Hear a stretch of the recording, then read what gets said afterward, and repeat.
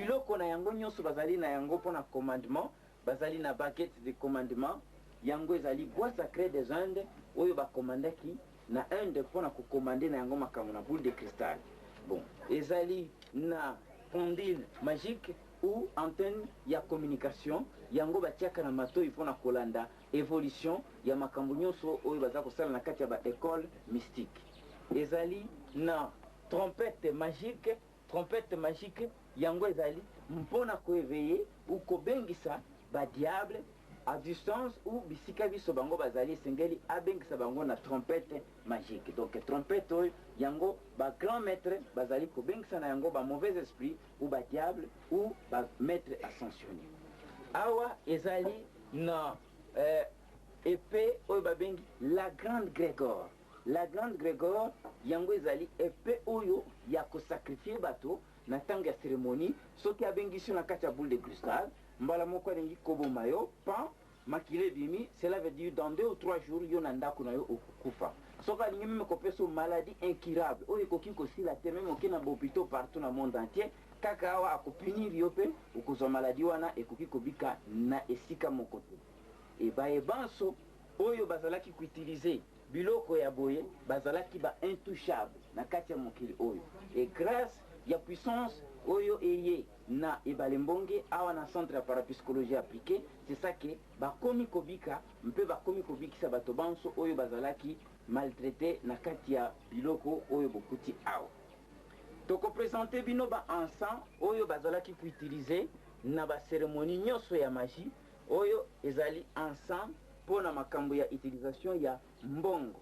Mbongo emorana magicien kuutiliser encens ya couleur oyo bokuti awa.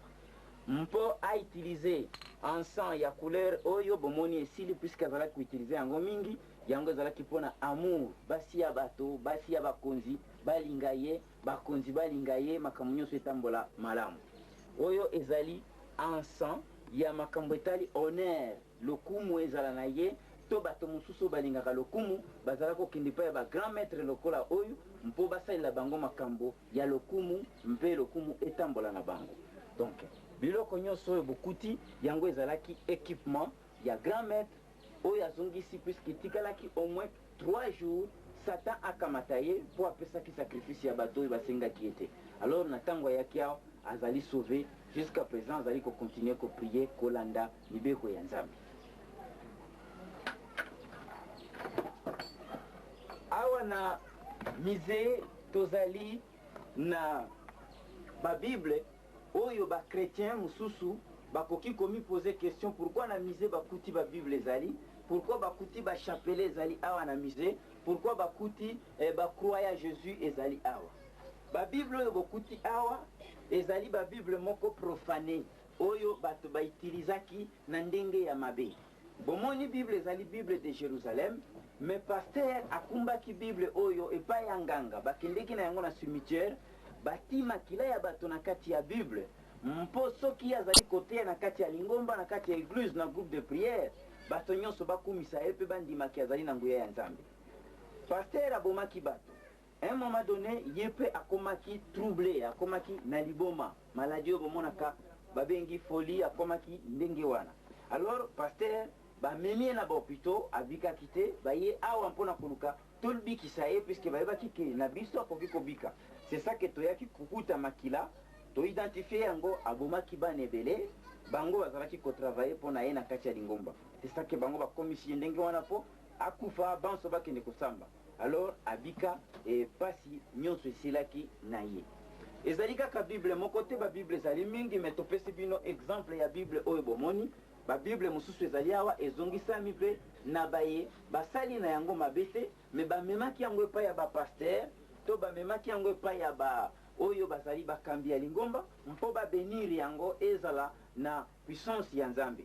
Mais bapaster mususu to basango to bakambi mususu bazali bato ya école ésotérique ya science occulte toyebisi bino ezali magie. Soki abenir croix na yo chapelet na yo Bible na yo automatiquement puissance satanique ekoti na kati. C'est ça que bato mingi baza kosambela balobi Nzambe aza koyoka bango te puisque biloko oyo bazali na yango na ndako eutaki nesiko babenisaki na bato bazali na nguya ya Nzambe te moyen losambo na bino eleke pa ya nzambe ezali te. Ba mauvais esprit bazali toujours ko contrecaler bino pe ko bebisa ba programme na bino.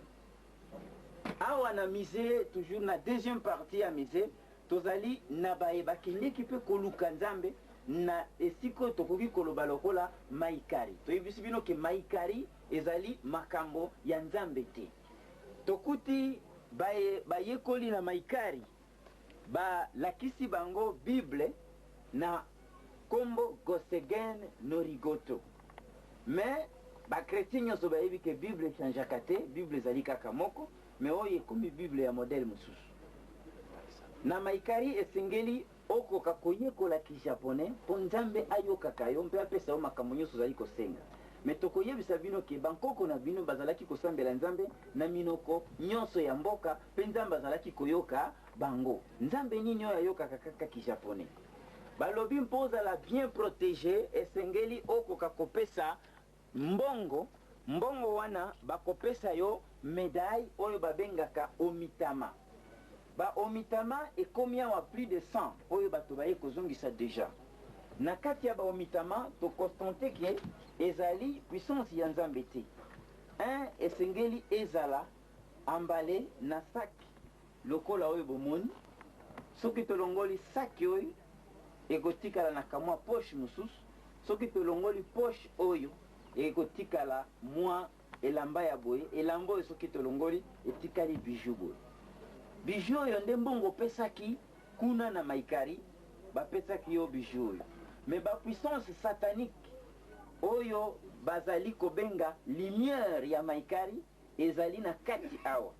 Bapekisa moto moko akoki kofungola yango te. Mpe akoki kokwesa yango na mabele te mpe opola mbula te. Soki ofungoli ekwei na mabele opoli mbula, soki olati omitama okobela liboma. Effectivement puisque ezali puissance satanique. Biso tofungoli yango mpona kolakisa na bato nyonso bazali koya bamona eloko nini ezalaka na kati na yango. Na tango tofungoli tokuti ezali papier moko nde ezali na kati. E na kati kuna ezali vide. Papier oyo na tango tofungoli yango nyonso topanzi yango tomoni ezali kamwa papier moko ezali na esigne noir. Esigne wana ezali esigne moko kabbalistique. Ezali esigne oyo bakoki kotia bazalaki kotiela bango 12 mauvais esprits cosmiques awa. 4 ya lumière, 4 ya bonheur, 4 ya information pe ya renseignement. Alors, mutu nyonso alataki omitama ya premier degré lokola oyo a perdu 10 ans ya vinaye sans le savoir. 12 mauvais esprits cosmiques bazalaki awa bato bazalaki koretire ba âge wana ti mokolo oyo bakokende ko présenter pa ya grand maître. Cela veut dire mission na bango accomplie. Omitama balobi ezali puissance ya nzambe to démentir ke ezali ya nzambe te ezali lokuta, puisque moto nyonso azali na puissance ya nzambe lokola puissance ya nzambe ezali pure esengeli ye pa atosaka mibeko ya pureté ya sainteté. Mibeko ya pureté ya sainteté ebandi na Lévitique 11 na Deutéronome 14 ti na Exode 20 ekomami kuna. Alors tokokuta bayeba ya maikari bazali na basi mibale, bazali komela masanga, bazali kolia n'importe quoi, yango elakisi ke bazali na puissance ya nzambe te, oyo wana ezali puissance satanique. C'est ça que tolakisi na bato polele, tofungoli yango po bamona eloko nini ezali na kati, ezali tout simplement papier na ebende oyo bakangaki sans ke moto ayeba eloko nini ezali na kati kuna. Tokoki kolakisa bino meme bilili ya buku na bango ya monene oyo evandi na grand maître na bango. Soki botali na buku oyo bomoni esigne oyo yango bokutaki na omitama wana. Ezali tout simplement diable moko moto azali wana oyo babengaki Chan azalaki ko bakisa bango ba puissance cosmique soit oyo baza koloba lumière. Après soki bomoni esigne oyo ezali esigne na bango ya maikari, même balataka ba médaille na ba chemise to na ba coste to na ba blouson et ba médaille wana nyonso ezalaka na esigne oyo ezali esigne maikari. Soki boleki ba page mosusu bokomona photo ya grand maître na bango yende babengaka grand maître Okada. Okada azali grand magicien a comment même maître ascensionné puisque alongwaki déjà na mokili oyo. Alors yende moto azali fondateur ya Maikari. Maikari ezali makambo ya Nzambe te, puisque na kati ya mikanda na ye oyo akomi bien que Maikari omitama ezali talisman, ezali makambo ya Nzambe te. Ye moko moto a déclaré yango ouvertement. Tozali na mwa passage moko bakomi même na anglais que omitama ezali talisman, yango ezali makambo ya Nzambe te. Or talisman epa ya Nzambe ezalaka te. C'est ça que to lakisi bino yango clair que bayebanso bakendeke na Maikari ba considérer yango lokola baza kokende kosambela te, mbake ko pratiquer magie po lobi bakoka kozala bayeba koservir Satan na ndenge nyonso Satan za koprepare bango. Toko tika deuxième partie à miser, mais avant to tika deuxième partie à miser, toko lakisa bino teni oyo ezali kolakisama awa na liboso na bino. Teni oyo ezali grand teni ya ba grand maître na loge oyo babengaka franc-maçonnerie. Ba franc-maçon bango balataka teni oyo soki bakomi ba grand maître. Bomoni teni yango ezali na ba gants, ezali na ba gants ezali wana, tozali na médaille ya grand maître oyo akomaki déjà grand maître na kati ya franc-maçonnerie, et puis tozali na grand cordon na ye, et na sima ya grand teni bomoni ezali na danger de mort.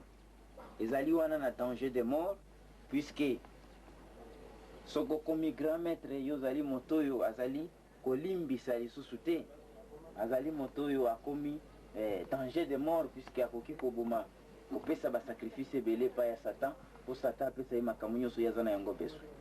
Alors na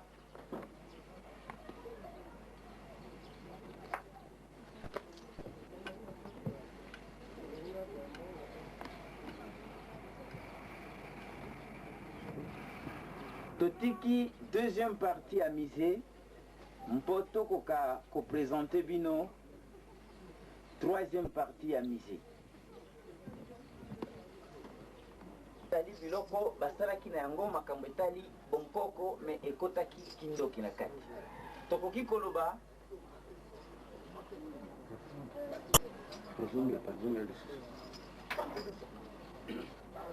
na deuxième partie oyo tolakisi bino biloko oyo bato bazongisi oyo basalaki Debola, Mandona, Tanfumu, Bilombo. Biloko oyo bato balobaki ezali ya bonkoko, me tolobi na bino ke ezali makambo ya bonkoko te, puisque Nzambe oyo akelaki bonkoko alobi bonkoko ekoki koboma mutu te, me oyo nyonso ezali koboma bato ezali kindoki. C'est ça que bakolo na yango bayebi ke ezali kindoki, baye kozongisa yango mpo bakoka kobikisama awa na centre ya parapsychologie Afrique. Alors bayebanso bazali na biloko bankoko batikelaki bango oyo ekoki kozala lokola bakitunga, bambeli, baetoko, banzungu, babiloko kilikili ya bonkoko, bosengeli koya kozongisa puisque ebomaka bato, mpe bino bokoma bandoki inconscient sans le savoir que biloko oyo batikelaki bino yango ezali kosilisa bato na kati ya famille. Et à partir ya awa boko découvrir pe boko yebake yango ezalaki koboma bato. C'est ça que bomoni bato basali makasi ya koya kozongisa nyonso oyo bazalaki na yango lokola biloko ya bonkoko na bango.